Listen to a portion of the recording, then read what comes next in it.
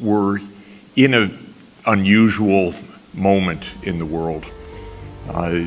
And I think the moment that we're in is a kind of paradoxical moment. These 17 Sustainable Development Goals represent something very, very unusual. They represent a global agreement, which is almost unheard of in this world.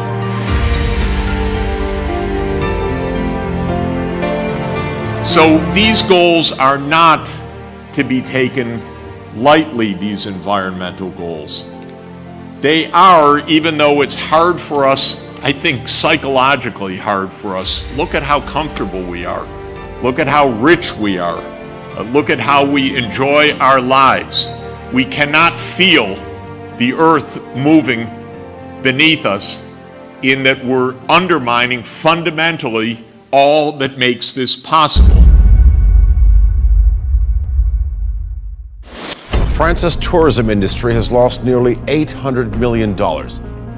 For those who do go out, the sight of police patrols is the new normal. And it's easy to forget, but the country is still under a state of emergency and will be until January 2017. French people have indeed become accustomed to seeing soldiers, heavily armed soldiers, patrolling the streets. After the Paris attacks, there have been attacks in Brussels, there's been violent protests across France, and also there's been attacks in the Mediterranean city of Nice, all that coupled together.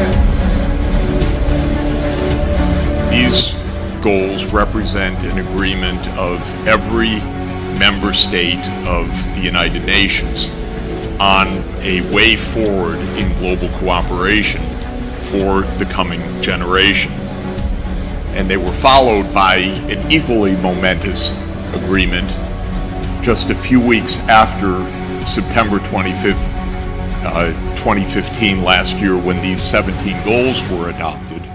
Donald Trump will be the 45th president of the United States. It's being called the most stunning upset in political history. A second night of anti-Trump protests in cities across the country. Some turning violent. In Portland, police say a rally turned into a riot when demonstrators started vandalizing vehicles and buildings, throwing things at police and blocking this bridge. Some so upset they burned several small American flags. And tonight, an 11-year-old Texas boy claims he was beaten by classmates because he voiced his support for President-elect Trump. By incendiary words that we haven't heard before in politics. Viral video that may be hard for you to watch. It shows a local mom kicking her child out of the house because he voted in a mock election for Donald Trump. In this video, she can be heard yelling, even cussing at the boy, who is visibly upset. In this video, you can hear Chicago area teens yelling, "He voted for Trump," while others beat a driver in the middle of the street. Momentous possibilities that were undreamt of by earlier generations.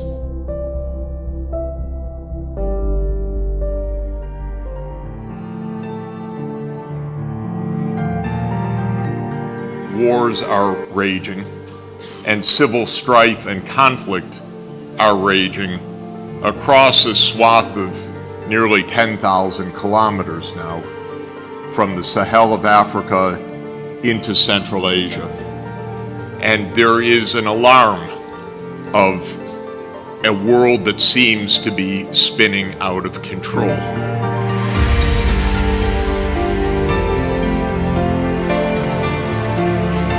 And the one thing you learn as a UN official is there are a lot of countries in the UN, and they're all facing problems. Every place I go is in the midst of environmental stress. And sometimes it's shocking, a kind that you don't even realize, or that I don't realize. A few weeks ago, I was in Tehran and looked out the window, and it was completely gray in the middle of the day, and it looked like a Beijing afternoon to me. That's not chemical haze, that's sand. I'd never seen a sandstorm that way. But because of the drying of the surface throughout the Middle East, there's a massive amount of dust and sandstorms now that are basically destroying the land, the crops. A supermoon is set to illuminate our skies tomorrow night, bigger and brighter than any full moon for almost 70 years. We have not only a full moon, not only a supermoon, but the largest supermoon we've seen here in decades. It's expected to be the brightest supermoon since 1948. That's up to 14% closer than normal. It's the moon's closest orbit around Earth since 1948. It will be part psychological, part factual that you'll actually see this thing a little bit larger in the sky. The hour is drawing close where Donald J. Trump will be the president-elect of the United States. As the night wore on and one result after another seemed to go to the Republicans, the feeling here of having a celebration or a party in Manhattan began to evaporate. People began to leave even before the final result. This criminal government cartel doesn't recognize borders, but believes in global governance, unlimited immigration, and rule by corporations. It also believes in no borders. Just come on, folks, come on in.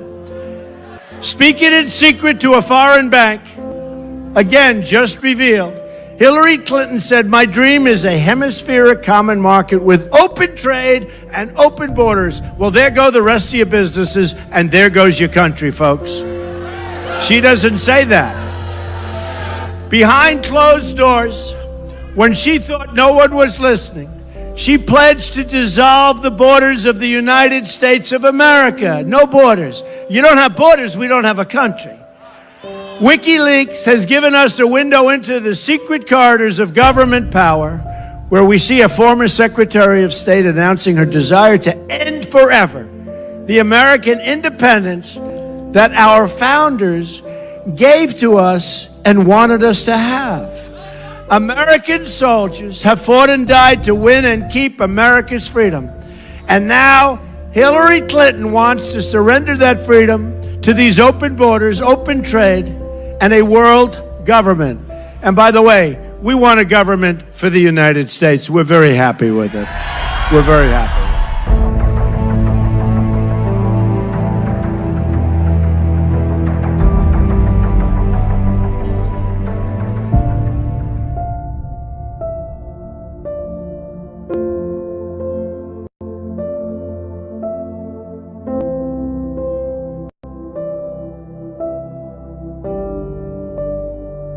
What it is basically is a roadmap to totalitarian global government, and they don't even really bother to hide it that much anymore. The slogans, transforming our world, and nobody's going to be left behind, and they emphasize this over and over again. Nobody is going to be left behind. You cannot run to the woods.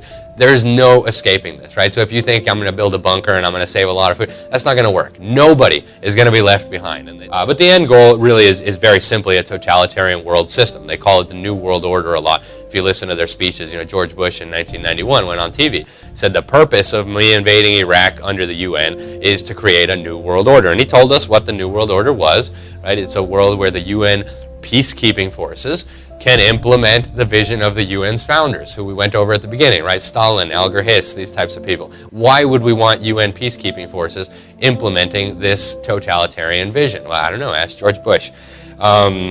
So the strategy they've given us this to is divide the world up into these regional governments, and no country will be allowed to be left out of these things. That's why they freaked out about the Brexit, right? And they're doing everything they can to prevent the British from actually leaving the European Union. Then they'll have to stick them in another regional government. They want a global currency, they want a global education system, et cetera, et cetera. And here's what Henry Kissinger told us. I call him Henry New World Order Kissinger. He released a book in 2014, World Order. And whenever you hear world order, you can just substitute the word order for government and you get a picture of what they're talking about. And he says, the contemporary quest for world order will require a coherent strategy to establish a concept of order within the various regions and then to relate these regional orders to one another. Even Sarah Palin, love her or hate her, whatever, but she's, important figure in our political debate. And she says it's time to get out of this UN, right?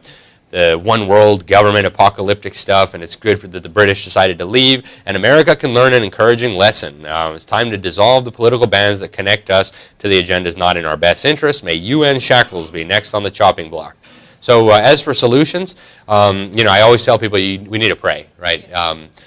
God, actually, we're going to need his help for this. And the Bible tells us that too, right? If my people shall humble themselves and pray, he will heal our land, right? He tells us that, and that's a promise, and God keeps his promises. We need to educate ourselves, and we need to educate others. We need to educate our children and protect them from being dumbed down with these agendas. We need to not be misled by people who say it's the Jews or it's the Mormons or the Catholics or all this kind of hate. That doesn't accomplish anything. It's useless. It's counterproductive. It goes nowhere.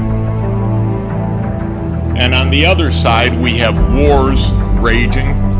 We have a growing threat of, once again, something we imagined was not going to be with us ever again in our times, of confrontation between superpowers, Russia and Europe and the United States facing off against each other, a kind of raging name-calling on both sides, and opposing forces in Syria these days, growing threats in the South China Sea, and a world that seems profoundly uncertain, unstable, and dangerous.